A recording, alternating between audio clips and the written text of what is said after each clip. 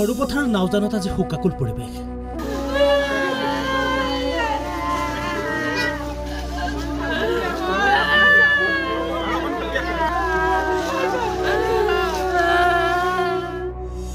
নিষ্ঠাৰে নিজৰ কৰ্তব্য পালন কৰি মৃত্যুক সাৱটি ল'লে মনোজ গগৈয়ে।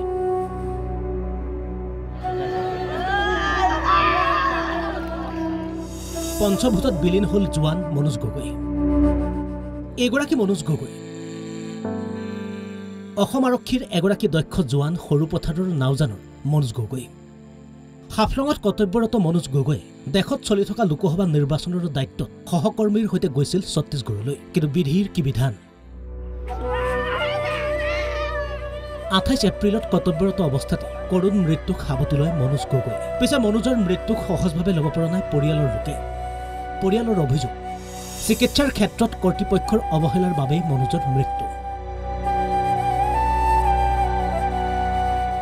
আনকি মনোজৰ স্বাস্থ্যৰ কথা বুজ ল'বৰ বাবে পৰিয়ালৰ লোকে যোগাযোগ কৰাৰ সময়তো মনোজৰ সৈতে পৰিয়ালৰ যোগাযোগ কৰিবলৈ দিয়া নাছিল কৰ্তৃপক্ষই।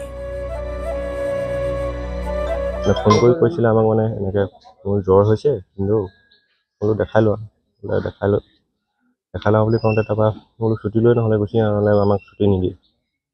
তাৰপৰা মই ফোন লগাওঁ, ফোন কথা পাতি থাকোঁ। তাৰপৰা আপোনাৰ 7 তাৰিখৰ দিনাখন ফোন কৰিছোঁ, SP ছাৰে কথা পাতিছে, কৈছে মোক 4টা বজাত মোক ফোন কৰিছোঁ। 4টা বজাত কৈছে ব্লাড লাগিব, ব্লাড নাই বোলে, এতিয়া ইমাৰ্জেঞ্চিত 4 পেকেট ব্লাড দিব লাগে।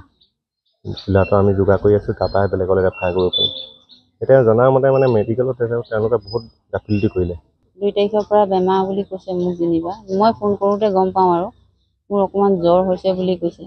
তাকে জ্বৰ হৈছে, তাৰপিছতে মেডিচিন কৰিছে নাই সুধিছোঁ, মেডিচিন কৰিছোঁ বুলি কৈছে। দৰৱ চৰব কৰিছোঁ বোলে, বেজি চেজি দিছে এনেকৈ বুলি কৈছে। তাৰপিছতে ভাল পাই গুচি আহিলে। তাৰপিছতে 7 তাৰিখৰ পৰাহে বেছি হৈছে বুলি কৈছে। 7 তাৰিখে কোনো নাই মেডিকেলত, মানে এডমিট কৰিছে, কোনো নাই, অকলেহে আছে।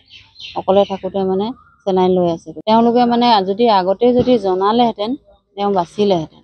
আগতে মানে সিহঁতি কোৱা নাই। বেলেগ এজনে যদি ক'লেহেঁতেন, লগৰ এজনে যদি ক'লেহেঁতেন যে আপোনালোকৰ গগৈ অকণমান অসুস্থ, আপোনালোকে কিবা এটা ব্যৱস্থা কৰক, এনেকৈ বুলি কয়হেঁতেন। নিজে মই ফোন কৰি আছোঁ কাৰণে মোক কোৱা নাই চাগে, সেইটো কাৰণে। শেষত এনেদৰে মনোজ গগৈ নশ্বৰ দেশ সৰুপথাৰৰ নাওজান স্থিত নিজা বাসগৃহত উপস্থিত হয় আৰু তাৰ পাছতে সকলোফালে শোকাকুল পৰিৱেশ।